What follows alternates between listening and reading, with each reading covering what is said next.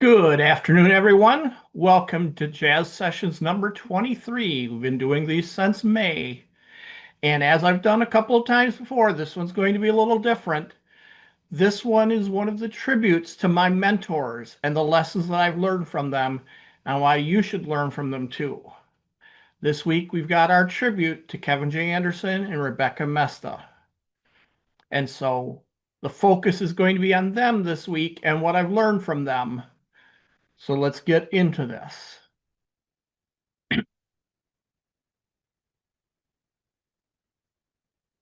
It's very hard for me to make this an objective presentation because Kevin and Rebecca are two of the nicest people in the writing business, two of the most supportive for new writers, and for myself personally. And also, full disclosure of my interests, they are the publishers for two of my books. Kevin is a co-author for one of those books. So when I'm telling you these people are helpful and encouraging, I'm speaking from personal experience. But I also can tell you I'm one of hundreds in the industry that I know have learned from them and have benefited from their guidance in the writing business as they have benefited further. Kevin J. Anderson is a best-selling author. Perhaps his proudest achievement is the Clockwork Angels series that he did with Neil Peart, the late Neil Peart of Rush, the band. And Kevin tells the story in great detail, which you really should hear. Kevin and Rebecca tell their stories much better than I can tell their stories. But the short answer is very early on, Kevin got a fan letter from Neil Peart, one of his absolute favorite musicians from one of his absolute favorite bands, which blew Kevin away, as I think you can honestly expect that it would. And when he contacted them back, it became a lifelong friendship, including a project, a three-book series called Clockwork Angels, where he collaborated with Neil and also where music was part of the series as well.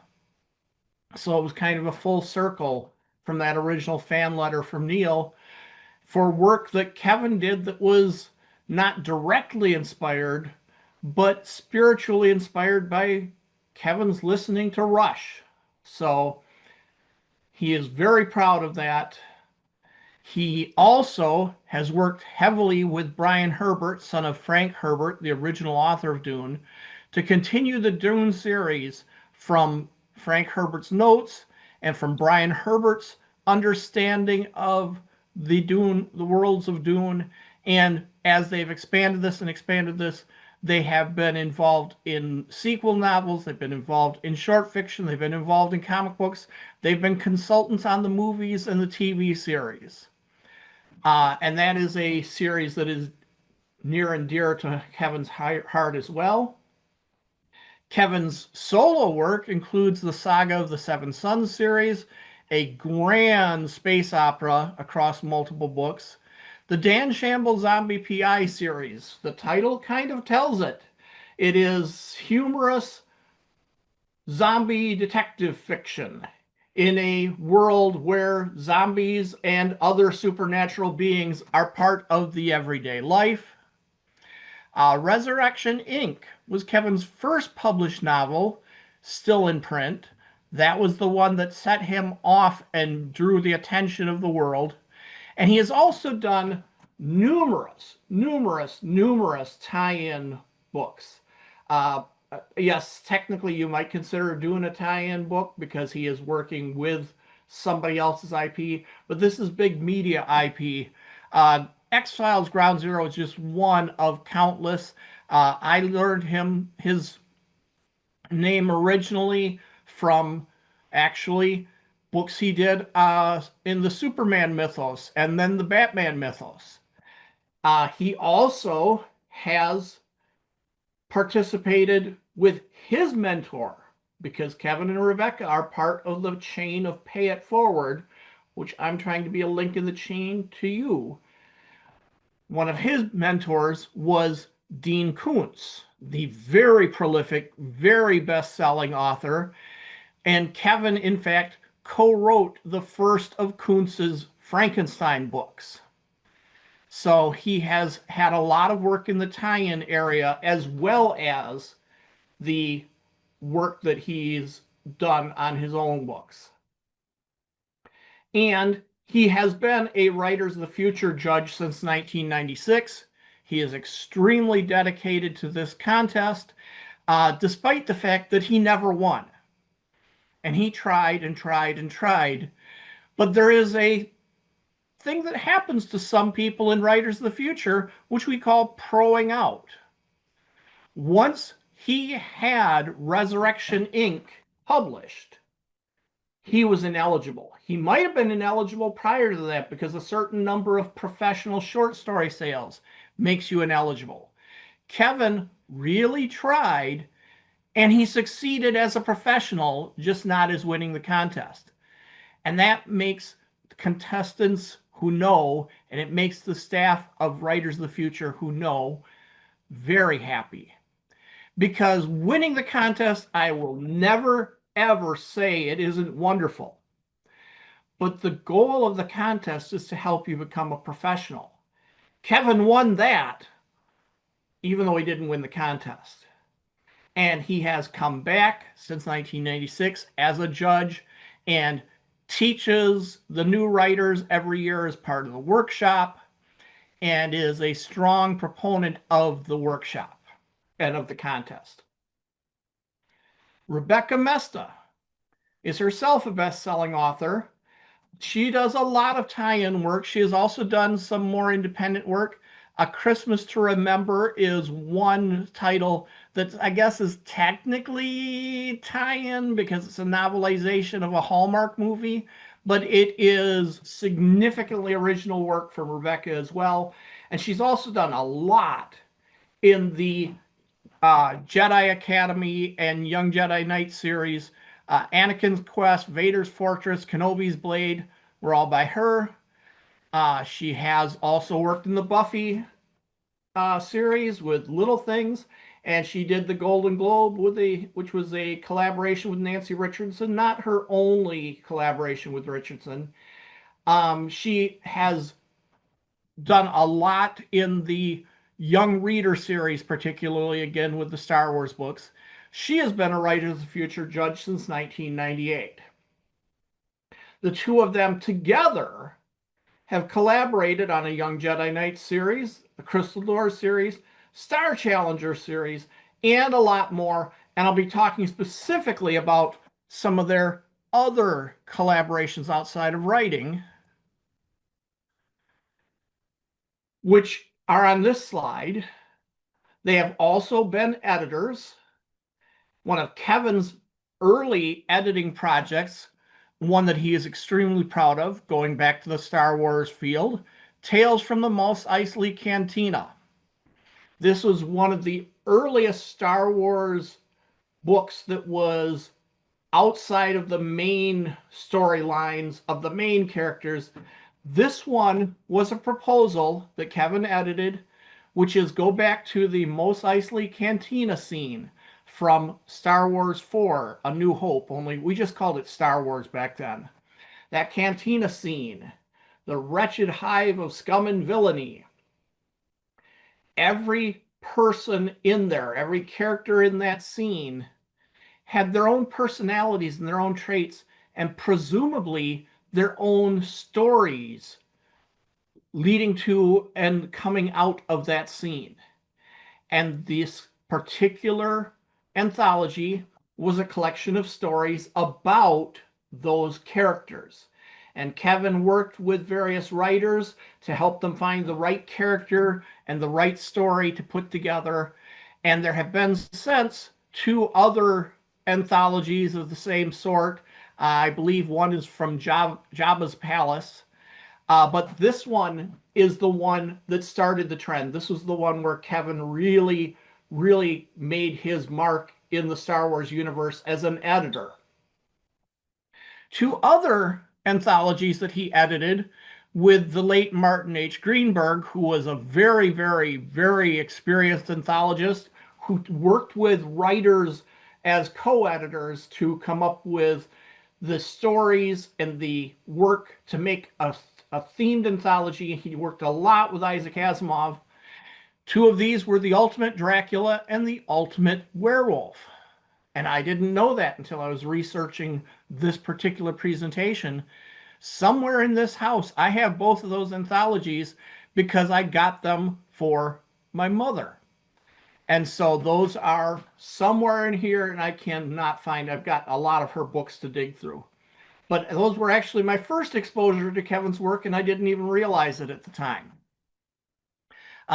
Bloodlight series is another one he edited. Rebecca has worked as an editor, particularly in some projects for Pulp House Publishing and for Dean Wesley Smith and Catherine Rush. They do workshops where part of the output of the workshop is anthologies, where they specifically work with editors to say, we need to teach what it's like to be a writer for an anthology. We'd like you to put together an anthology and you to help teach this workshop. And so she's done Superpowers and Sparks. I believe Wishes is not out yet. It's still in progress. And the two of them together run Wordfire Press, one of the better small presses out there in science fiction. It is, again, publisher of one of my books, a book called Today I Remember, which is a collection of tribute stories.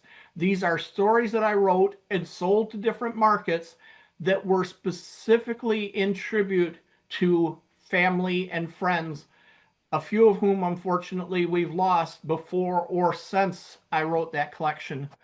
They have done a number of anthologies and collections from different authors, and they are also the publishers of the Dan Shamble series and some of Kevin and Rebecca's output, because they have work at multiple publishers, including their own.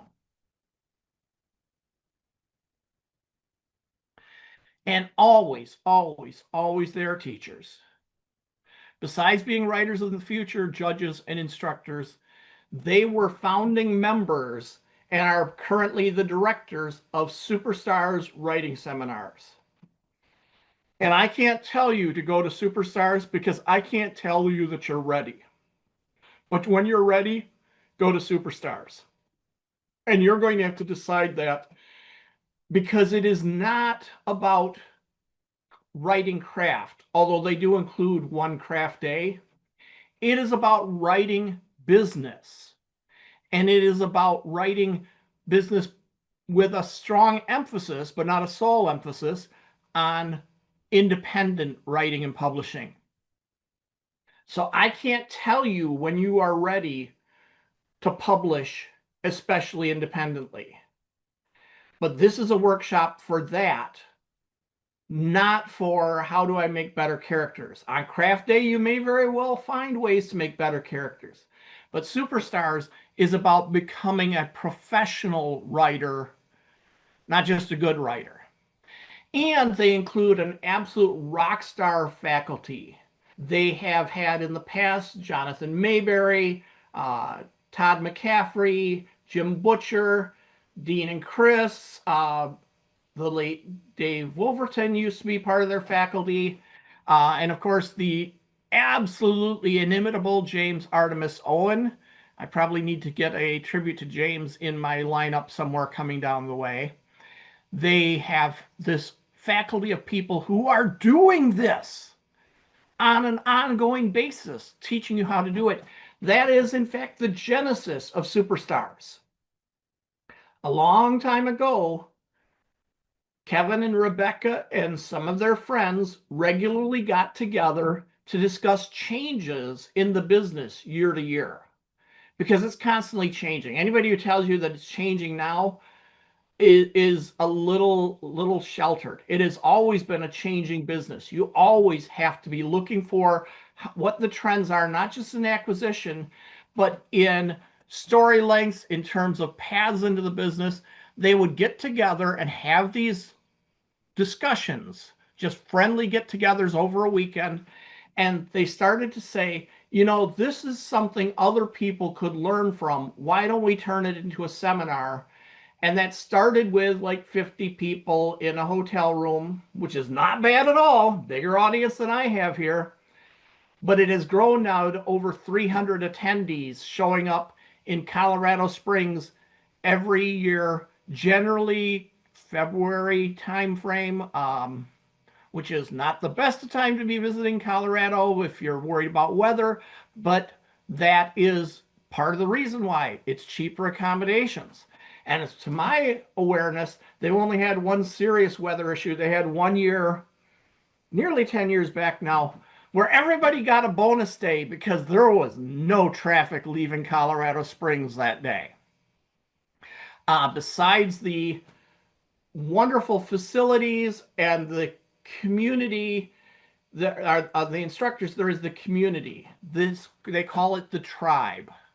The tribe is supportive. The tribe wants you to succeed. They want to help you succeed. They help each other.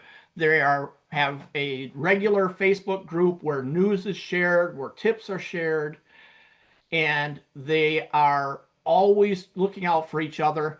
They have social events, sometimes tribe get-togethers in different cities.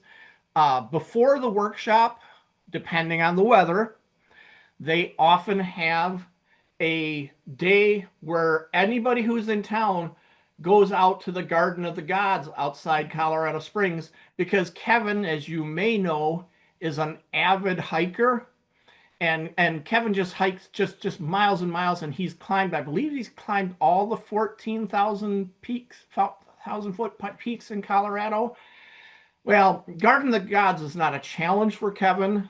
It is smooth paved trails, rolling hills, but it's a great social experience for the tribe. So look for superstars at superstarswriting.com. I cannot tell you when you are ready for this, but I want you to keep it in mind as a possibility. Kevin also, in the past few years, has taught the Publishing Masters program at Western Colorado University. It's about teaching publishing. So this is even more the business side, more than the writing side. Publishing and editing, both traditional and indie. And that includes, besides the lessons they learn from different guest instructors, because Kevin knows everybody and he brings them in as instructors. Besides that, they have 2 projects they do every year. And one of them is a class anthology, a themed anthology that the students put together, just like any anthology publisher out in the business, just like Baen, just like Tor. They put together an anthology with a call for submissions, and then these students read the submissions and compare them to the guidelines, compare them to the needs, try to find what will make the best fit for an anthology, argue and debate amongst themselves, and select the stories that are going to get published at professional rates, 6 cents a word, and come out in an anthology towards the end of their their year-long master's program. And that, in fact, is still open as I record this. This year's anthology is open until October 15th, 2025. So there is less than a week left, but it is still open. The theme is the deep, dark woods. Might be into the deep, dark woods. It's not my theme, it's their theme. So, but I think it's actually into the deep, dark woods. And they are looking for stories that are about the things that happen in the woods, the mysterious things, the funny things, the scary things, the dangerous things. Still a chance to get that in. And that is, you can read more about it at thewordfire.com, Publishing Master's Degree.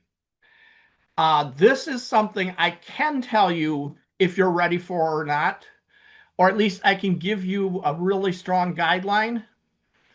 It is a master's degree program offered by Western Colorado University, which means you must be eligible to be a master's student, which means you're going to have a bachelor's degree, and you're going to have to apply, and your application is going to have to show why you are uniquely qualified to be studying to be a professional publisher.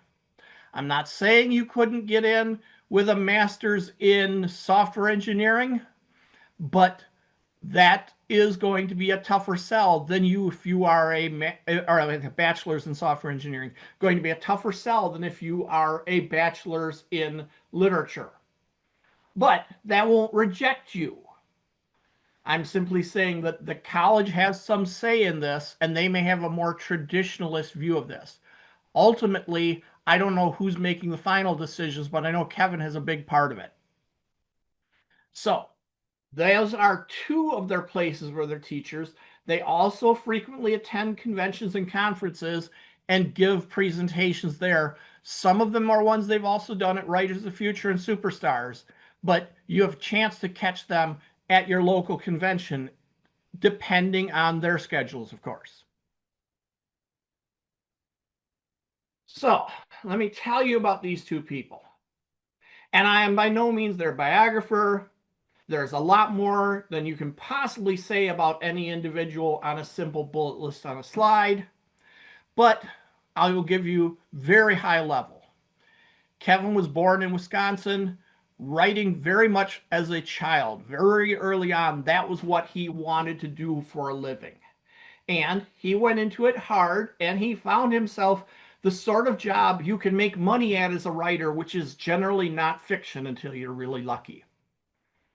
He found himself as a technical writer at Lawrence Livermore National Laboratory, which I give great kudos to him for this, because Lawrence Livermore is a place where they are doing extremely advanced research, and the technical writers there are the people who understand that research well enough to explain it to outside audiences. So 12 years as a technical writer tells me that even though he is not a scientist by degree, Kevin has science chops. And oh, by the way, he met Rebecca there. And she and he hit it off. And also, she and he started building this concept of what it means to be a professional writer. And he freely admits in some of his talks the positive influences she had on him as a professional writer that would therefore impress people who were looking for professionalism. Since then, he has authored, co-authored, including one with me, over 140 books, 50 of which were bestsellers. He often works with Rebecca and also Brian Herbert. He indeed has collaborated with Neil Peart. He was inducted in 2021 into the Colorado Authors Hall of Fame. He has been a Grand Master of the International Association of Media Tie-In Writers because he has done a lot of tie-in work. And I have to tell you that I have great respect for, because that's not an easy field to get into in writing. You would think, well, it's just tie-in fiction. It's just telling Star Trek stories or Star Wars stories or Buffy stories or this or that. It's hard to get into, because these people with expensive media properties, the big things that are making $300, $400, $500 million when their movies come out, are trusting you to be able to properly represent to the reader the visions they put on screen. So for Kevin to have this much success in tie-in work is a sign that he is a writer that they can trust. And to be a Grand Master of that association means he has accomplished major things in that field. In 1991, he married Rebecca, who was born in Heidelberg, West Germany, to American parents who were over there. She has her bachelor's in liberal studies from Cal State, master's in business administration from Boston University. And in fact, on the Word Fireside, when I get a check from them, it's signed by Rebecca. When I hear sales reports and royalty reports, it's Rebecca who is running the business side of things. She has taught students, kindergarten and junior college. So she has the teacher background. She had one son, Jonathan, from her first marriage. Sadly, Jonathan passed away a few years ago. Kevin and Rebecca did a lot of tributes to Jonathan on their social media, and since then they have been heavily involved in helping raise his two sons, their grandsons. I have never seen such pride on Kevin and Rebecca's faces as when those two kids, two grandsons, do great things or do great things with grandma and grandpa. That's their pride and joy. She also, again, was at Lawrence Livermore. She was the proofreader and a copy editor. So she also has got the science chops to understand, are we communicating things correctly? She's co-authored over 40 books, or authored and co-authored 23 million copies in print. And to give you some scale, I remember this would have been early 80s, and I was buying my latest Heinlein book because that was what I was looking for in the bookstore. And the cover of that book proudly boasted over 7.5 million Heinlein books in print. Robert Heinlein, they were boasting at 7.5 million. Rebecca's got over 23 million. Now, her career has been going on for a good long time. 23 million copies. Rebecca has sales. And of course, married Kevin in 1991. So these are the lives of two very dear mentors to me. So I want to talk about some of the places you can learn from them besides superstars, besides conferences, besides Western University, Western Colorado. I want to talk specifically about books you can buy today and books you can learn lessons from them in. And I want to start with this one. This one, Million Dollar Professionalism, is just an absolutely essential book. This is the book to teach you how to be a writer people want to work with. I don't remember who first said it. It might have been, I don't remember. It was a writer who was talked about and was talking up to other writers and said something to the effect of, if you want to succeed in a business, you can be talented, you can be reliable, and you can be pleasant to work with. And this isn't just the writing business, it's the acting business, it's almost any creative business. You can be talented, reliable, and pleasant to work with. If you're that, you're golden. If you can only get two of those, people will work with you. But if you've only got one, people will give up. I don't care how talented you are. If you are a jerk and you are late, reliably late, people will stop giving you work. If you are pleasant to work with and reliable, you'll get work even if sometimes your work is only mediocre.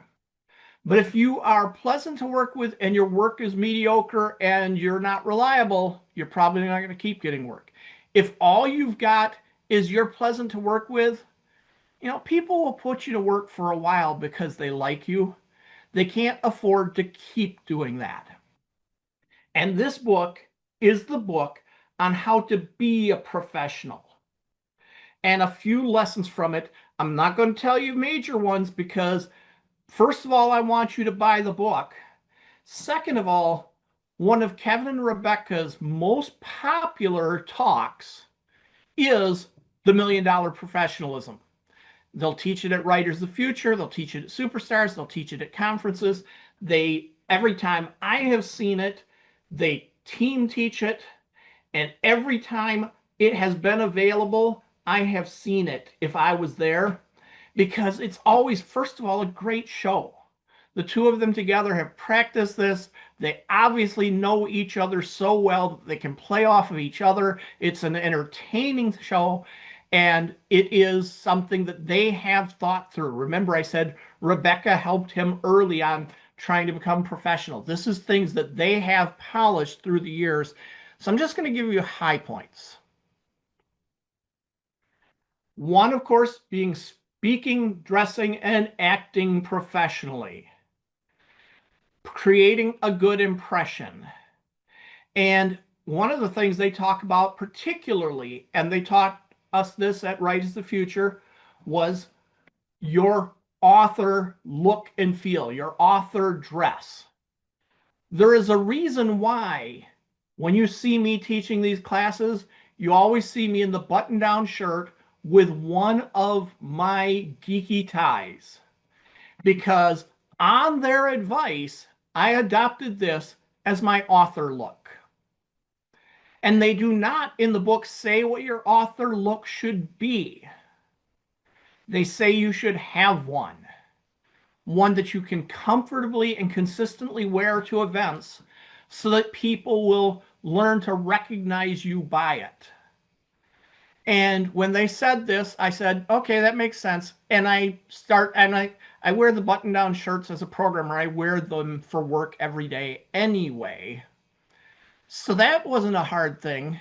But I didn't wear the ties until I discovered the ties, because as a programmer, I generally hate ties until I found my really geeky ties.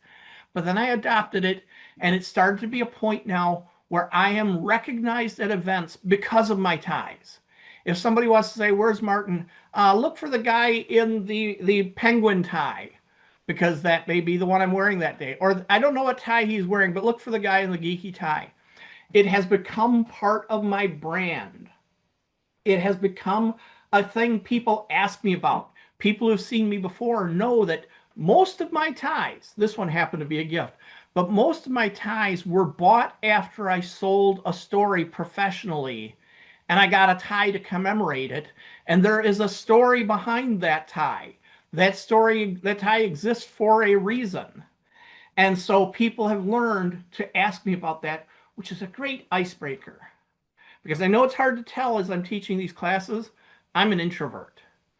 I'm great when the conversation is rolling. I have difficulty starting a conversation with people I don't know. And even sometimes with people I know, because it may have been a while and hard to remember. The tie is an icebreaker to get people talking. Oh, cool tie. What's the story behind that one? And I'm telling the story, and pretty soon we've got a conversation going. I have even sold a tie or sold a story because of a tie. Dean Wesley Smith, again, who is a publisher of Pulp House magazine, Dean knows that my ties have stories behind them. And at one Writers of the Future event, we were at the bar after some get together, some part of it, and talking with Dean and with Kevin, in fact, that night. And Dean asked me about my tie, and I said, oh, this is coffee tie, because this is one that has coffee beans on it. This is my coffee tie. And he said, and what's the story behind that? And I explained that I had sold a story to Analog Magazine called It Came from the Coffee Maker, about an artificially intelligent coffee maker who is very upset because coffee making is not a big challenge for an artificial intelligence, and it has the mentality and voice and attitude of the late Sam Kinison, which for some of you, maybe you've never seen Sam Kinison. But Sam was a comedian who generally talked like this and extremely angry about everything, and ranting and raving was his style. And that was how my coffee maker was. And Dean said, and that story was published? Yep, it's been in Analog. And have the rights reverted back yet? And I said, yep, it was over a year ago, and Analog rights generally revert in a year. And he said, send that to Pulp House. I can't promise I'll buy it, but it sounds like a Pulp House story. And sure enough, within 3 months, I had sold the reprint rights to that story to Pulp House magazine. So I'm now a Pulp House author among my other credentials. All because I created my author look, my brand. Now, again, they aren't saying it has to be suit and tie. It doesn't have to be anything, but it needs to be something you are comfortable wearing over and over again. If your author look is black leather jacket with a black t-shirt and the black shades, be ready to wear that often. Sometimes the wrong look can get you into a mess. There was women they talk about, a woman who her author look was an old uh, steampunk style dress, and it was a nice way to dress, but it gets very hot in some weather. Um, Also, your author look can change, and this is something they don't mention in the book. But Kevin, as an example, early on, one of the things Rebecca did was get him out of geeky t-shirts when he went to events and get him into a blazer, a nice blazer, a professional look. So he looked like somebody respectable, somebody who you take a look at and you trust this person. And that's the look I knew Kevin wearing for probably 10 years. Recently, I see Kevin showing up at author events, different conventions, and so on, back in his geeky t-shirts. I think Kevin is changing his author look consciously over time. So you don't have to be stuck, but think about the brand you're putting together. Being reliable. Kevin has a long story on reliable. I won't steal it, but I will just say editors learn fast who they can and can't trust. And can't trust is bad. Be reliable. I know we joke sometimes about deadlines. Hit your deadlines. Always do your best work. They used to tell, as part of their talk about this, I don't care what the anthology is. Don't throw it off as just a joke. Do not treat it as trivial. If you're agreeing to do it, do your best work. I don't care if it's a purple unicorn anthology. You write the best purple unicorn story you can possibly write. And this was their sort of laugh line. But after a while, Superstars decided to do something because they every year run a charity anthology to try to help raise scholarship money for some of the attendees who could use a little help. And it's always a themed anthology. And after a couple of years of this, when everybody had heard the purple unicorn joke, they decided purple unicorn was going to be the theme of their anthology. Boy, that was a popular anthology. Purple unicorns sell books. And then I think the next year was red unicorns.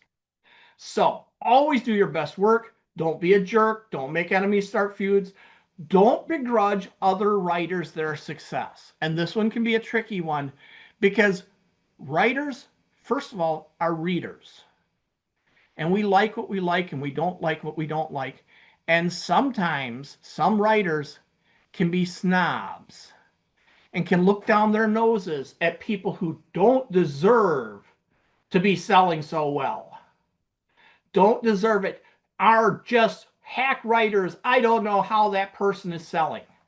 First of all, word will get around that this is how you talk about your fellow writers. And second of all, what works is what works. If somebody is selling, they are doing something right. And just because you don't get it doesn't change the fact that readers like their work. So you can sit around and grumble how stupid the readers are, or you can study what they're doing and see what the readers like about it and maybe find a way to expand your own readers. Show gratitude, build and maintain your reputation. Those are all good points about your character. And success breeds success. As you start to do more work, what you start finding is it opens up new doors, which is why you want all of those previous steps. You want to be careful on those, all those previous steps, because you want those doors to stay open.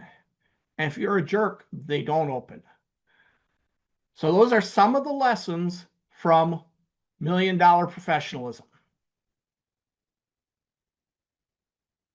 Another book, again from both of them, writing is a team sport, because you may have noticed, besides teaming up with each other a lot, Kevin and Rebecca collaborate with people all over the place.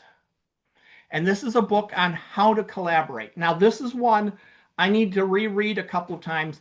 I have to confess, my ego makes it hard for me to collaborate. I really, really, really find it hard.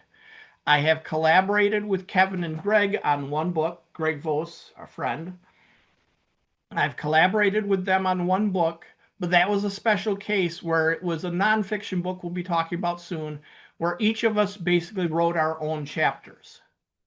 I have not been able to successfully collaborate yet on a fiction book. I'm too wedded to my idea.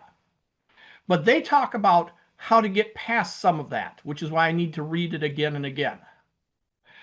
First of all, answering the whole question of why you're collaborating or not collaborating, trying to address the benefits of it, which includes A, another set of eyes, B, a good sanity check on your work, C, it involves just purely mercenary, it involves expanding your audience. Because if you are writing with someone, your audience finds their work and vice versa. Then it talks about how to choose your collaborator, which is a complicated thing. It may get chosen for you because you're collaborating with a friend. You got so excited about this idea that you want to write it together. It may be because there is a relationship there, mentor to student. So that would be Dean Koontz with Kevin. There may be other reasons to choose a collaborator, but choosing the wrong collaborator is a good way to end up with a project that never gets out the door. Then they talk about methods of collaboration, and there are many methods. Two of the biggest ones coming out of that is essentially the pair writing, where each of you is doing a chapter and you're trading them back and forth, or the other big one is the mentor to mentee, the senior to junior approach. And that has two variations. Senior to junior, one approach is the senior writes and the junior reads and comments and critiques and suggests, and the senior's making the decision. The other approach is junior to senior.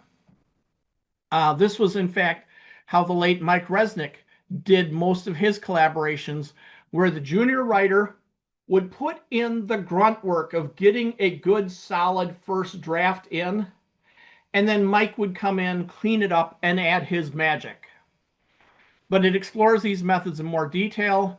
It discusses how you solve problems, and that particularly can be an issue in collaboration. Because again, you may have somebody like me who's got lots of ego and does not want to compromise on something that is going to possibly sink the book. And so the big lesson out of this is decide how you're going to solve these problems in advance. If you've got a senior and junior relationship, it's most likely the senior's deciding because the senior's got the best experience in what works in the industry. Finally, the worst case scenario is what happens when the collaboration fails. Another book here is Kevin's book on world building. And this is something that is significant in the science fiction and fantasy genres, but you have some world building in just about any genre. And he really has the basics here. So the table of contents here really just covers, first of all, sort of the purposes of world building. You're creating big and small universes. Then getting into the everyday world building, which is now the nitty-gritty, the nuts and bolts of what the process is going to look like. Step 3 talks about questions you'd want to ask, leading into step 4, which is particularly a ingredients list, a checklist for world building stuff. And then finally, how to know when your world building is finished. This is very much a decision you have to make. I, as a pantser, am often doing my world building as I go. I'm learning it by writing it. Other people have very, very diligent world building before they get to the writing. Uh, Late Dave Wolverton liked to talk about he would find his story by building his world and looking for interesting corners of it. Well, that means that you may have to build a lot of world before you reach that point. Whereas in my case, I build a little world and tell a little story, and build a little world and tell a little story. So this is a book on making those decisions. Our next one is Million Dollar Productivity. Kevin is one of the most productive writers out there. And here he gathered some of his best productivity tips. And this is another talk that he often gives at conferences. He, in fact, recently gave it as a invitation-only event just last week to, I don't remember who the target audience was, but I remember a lot of people I knew were going to it. First, he starts with motivation. He starts talking about all the people who somehow found time to write even though they didn't have any. And it's about encouraging you to find time to write. It's about saying, you can do this. I know it's rough. You can do this. Or if you can't do this, recognizing when you can. So finding the time to write. In the mathematics of productivity, he starts talking about how much actual work it can take to produce a book in a year or in a given time frame, but as a year as an example, and how it really isn't that much if you calculate and budget your time well. But it's good to know the mathematics. It's good to realize that you can do this.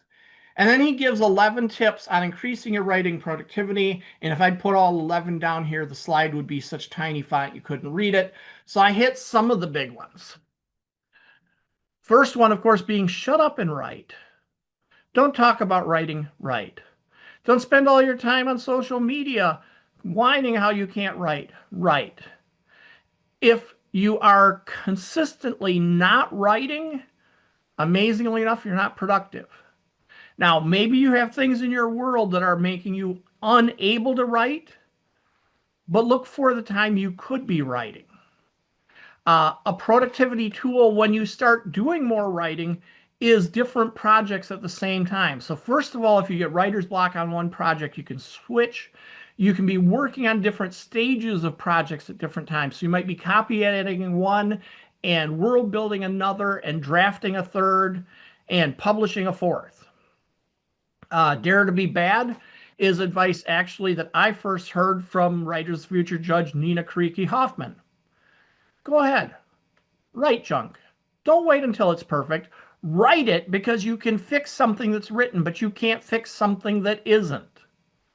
Setting goals for yourself gives you something to track. Here's what I intend to accomplish. Am I on track? No?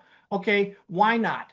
Are my goals unrealistic? Or am I busy spending time on social media and ignoring my goals? And thinking outside the keyboard is where Kevin talks about other ways to be productive besides actually typing, one of which is, in fact, the subject of the next book. With that guy on there, that shoemaker guy, and also that Greg Vos guy, on being a dictator. This is now our second edition, where Greg joined us to talk about some of the software and hardware tools out there, which is his area of expertise. This is not the final book on how to dictate dictate fiction. It is a book on how to think about dictating fiction by showing you 3 different ways that different people do it. Because one of the most important lessons for me in this book is that there are many ways to do it. Find your way. And so we talked about first why we dictate. And part of it is making productive use of otherwise wasted time. So for me, that is time when I am driving to and from my job, which is an hour away each way. For Kevin, it is exercise, that he goes out and hikes those Rocky Mountains every day. We explored the myths. Kevin talks about some of his favorite myths. I just can't write that way. Well, surprise, a lot of people who've said that are now dictating. Because as Kevin likes to point out, show of hands, who here learned to type before they learned to talk? Someday some smart aleck is going to raise their hand in response to that, but we all know better. We all learned to talk before we learned to write or type. We learned to tell stories, but then we got really good at other ways of writing. But dictating is actually the first most natural way, but it feels weird, especially after you've been typing, after you've been telling stories other ways. It feels weird. And so part of my lesson in the book is don't assume it'll be easy at the start. Give yourself time. It took 9 weeks for me to dictate my first story, a novella, so it's a long one, but it took 9 weeks for me to dictate that story as I was learning how to dictate. But I will say that I think I succeeded because that story was published in analog. It was my second sale there and got the cover. And Mike Resnick, bless his heart, told us one time, you just can't count as a new writer of, first of all, getting into analog at all until you've established yourself, because they're saving those precious pages for names that will sell copies of the magazine. If you're new, you won't sell. And second of all, don't count on selling a novella because they only have room for one novella per issue, and they're going to give that to David Gerald or some other famous person, a Haldeman or somebody like that, who's going to sell books, and don't expect the cover. Because again, that's got to be for somebody whose name is going to sell the book. Don't even expect to have your name on the cover. Now, this is my second analog sale, a novella, and I got the cover and name on the cover. So, yes, I accomplished that. So I think my dictation worked actually very well. But it didn't start out easy. It got better and better to the point where a few years later, I dictated an entire novel in 6 weeks because I just got the practice. So use cases for dictation talk specifically about different ways to dictate to suit different people's needs. Getting started, Kevin talks about how early on, don't expect too much, but use it. Use it to make notes for yourself, character sketches, scenes. And later on, you start turning that into finished prose. And then I have a chapter which specifically talks about, by example, how I dictate while driving. Then we have a discussion of transcribing the dictation, and Greg pitches in there with some discussion of modern transcription software, which is just an amazing thing in the past couple of years. The artificial intelligence engines for dictation have changed the game. I have a really expensive microphone and recorder because they were the ways I could dictate while driving and cut down the road noise enough and the car noise, all the noise, so that Dragon Naturally Speaking, which is a good tool but an expensive tool, a good transcription tool, with that expensive microphone and that expensive recorder, I could get really good results from Dragon.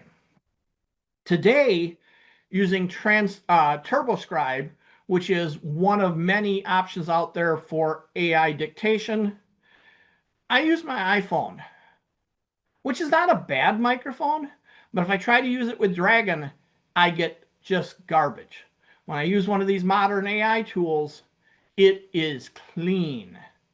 Now, Dragon does better punctuation because it lets me tell it how to punctuate. The modern AI tools do not.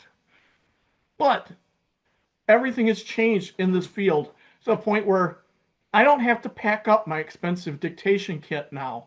I can be out visiting friends, and on the drive home from visiting friends, I suddenly get an idea for a scene, and I stop, because you're not touching things on your phone while you're driving. Keep your hands on the wheel and your eyes on the road while you're driving, I stop, turn on the recorder, and hit the record button and start talking and put it into gear and head on down the road, and I will get something that's clean enough. I have to do cleanup. You always have to do cleanup on transcription. I have to do cleanup, but I get serious progress. And in fact, I just finished over the course of 4 drives to and from the hospital. I'm healthy, but I wasn't healthy and I needed some checkups. But on 4 drives to and from the hospital, I just dictated my submission to the Into the Deep Dark Woods anthology because I'm driving anyway. I might as well tell this story. Greg also explores some of the hardware options available, and I talked about tracking the numbers because by tracking how much I actually tell per dictation session, first of all, I can set targets to get better. And second of all, I can start getting predictability. I can guarantee, if this is wrong, I have had a stroke. No, wait, I had a stroke and it still wasn't wrong. I had a stroke about a year ago. So I can guarantee that when I'm dictating, I will get 25 words per minute even after I've had a stroke. So I can guarantee myself I'm that productive. And you put that together, it's like, 25 times 60 minutes is, sounds like 1,500 words per minute or 1,500 words per hour. If I have 2 hours of drive every day, that's 3,000 words. If I have a 90,000 word novel to write, that's 30 days of dictation, and that's about how long it took me to dictate my novel. And I can know that because I know what my productivity is if I actually sit down and do it. So that's one benefit, but the other is I can also see that sometimes I do better and I have targets to aim for. I can start tracking to say, when do I dictate faster? Okay, really weird. I dictate faster when I'm driving roads I don't know. I would have sworn it would be the opposite. But no, if I'm on roads I've never been on before, I dictate faster. I dictate sometimes 40 or 50, in rare occasions 60 minutes or words per minute.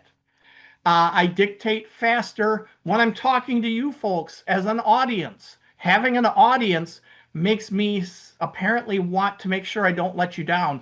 So I sometimes get 60 to 90 words per minute dictating in front of an audience without having to drive, because I don't bring the whole audience into my Jeep with me. This is sitting on my comfortable couch doing instant story show dictation to an audience, and I'll hit 90 words per minute.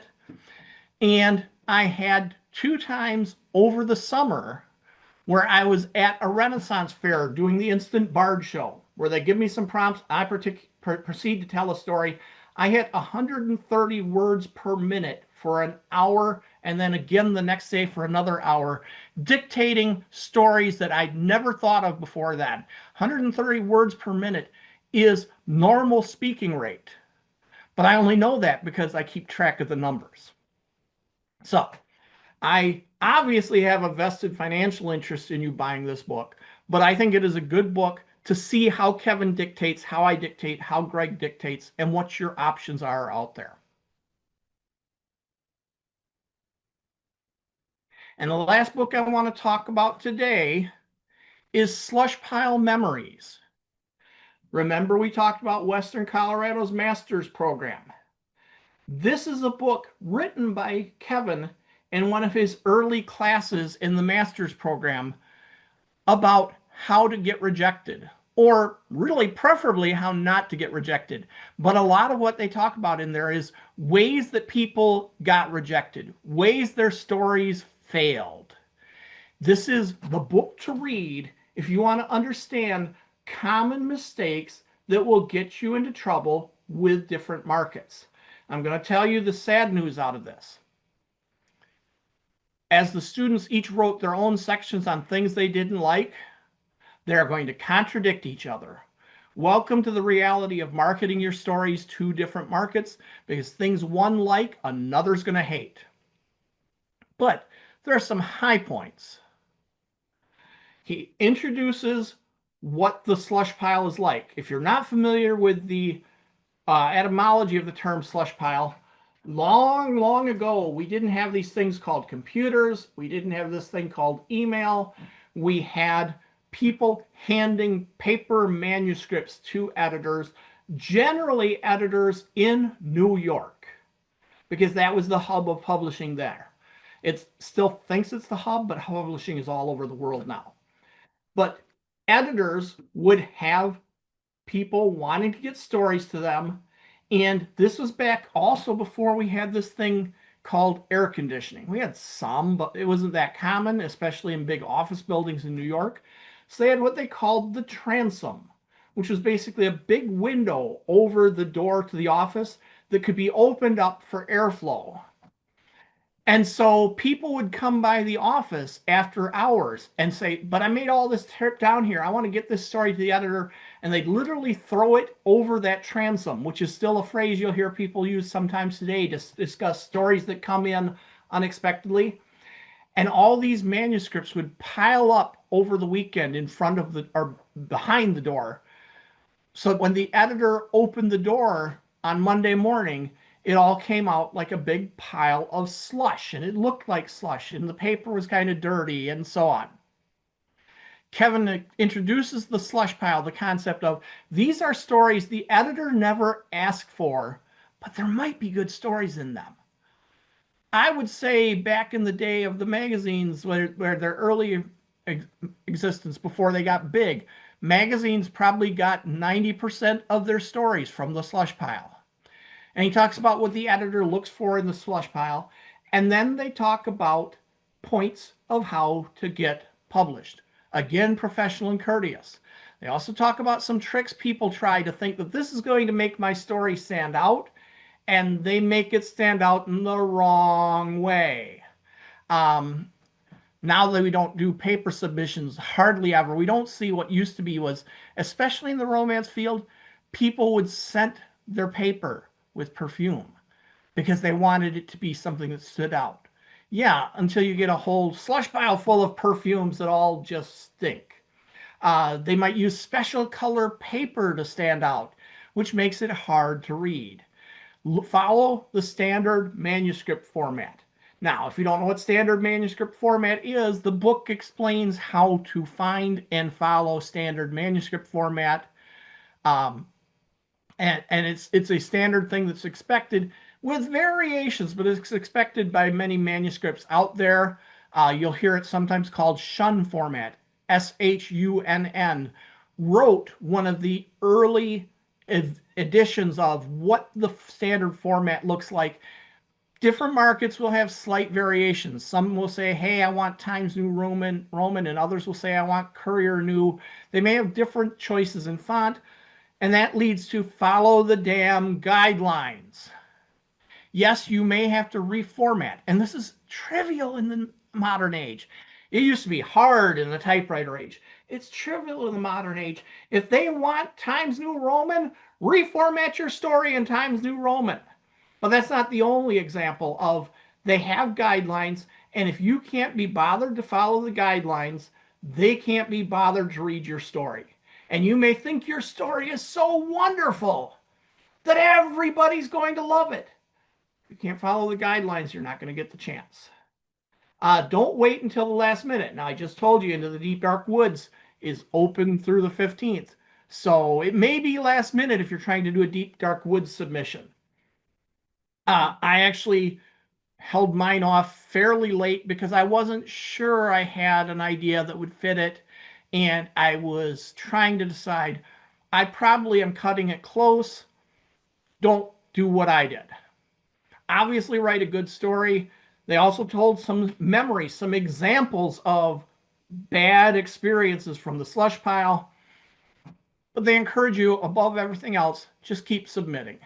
Don't count on one story to be the be all and end all for everything. Just keep writing, just keep submitting.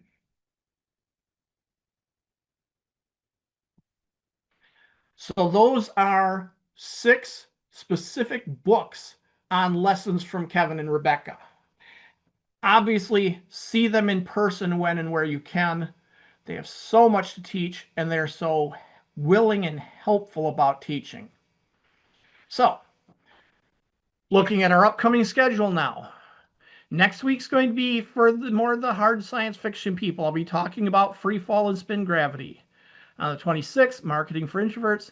On the 2nd, we're going to be looking at learning from improv and how improv can help your story.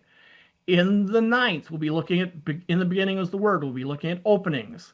On the 16th, we'll talk about story strategies, sort of a high-level survey of choices you have to make as a writer. 23rd, we're back to the hard science with orbits and transfers. On the 30th, we'll be back to a tribute session. This one is a very special one to me, a tribute to Jack McDevitt and lessons I've learned from him. Jack is one of my favorite writers. I'm re-listening to a book series of his now. And more than that, he was one of the first people to ever send me fan mail, which blew me away because I am a fan of Jack. To get fan mail from Jack was just like I was speechless. And he's become a good friend. And so I will be talking about lessons learned from Jack. On the 7th, I want to talk about copyright. I am not your lawyer, but I have some things I know about copyright and I want to share. On the 14th, we'll be talking about voice in your stories. And on the 21st, we're going to start a session on writing classical mysteries.